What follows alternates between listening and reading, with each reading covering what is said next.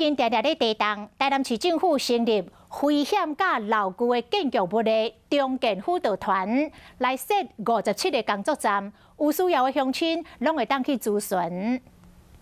台南厝龄超过30年的老厝有30万栋，为了推动危险甲老旧建物的重建，台南市政府结合建筑工会成立57个工作站，4档来申请的有271案，总共有4619户。围绕在这个地震发生之后这个问题更凸显它的这个急迫性跟必要性市长黄伟哲表示讲，因应台南危险老厝甲高龄化社会，已经有提出快速通关奖励甲税管优惠等等的措施，呼吁乡亲要重视徛家安全。所以说，政府拿这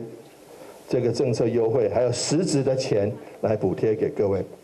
为了和民众了解这个政策，辅导团嘛就要举办说明会，乡亲也无了解，拢会使问。观众朋友，有一件事情不知道你们做了吗？那就是赶快来订阅我们的 CH52华视的频道，而且记得哦，一定要帮我们分享、按赞，还要开启小铃铛。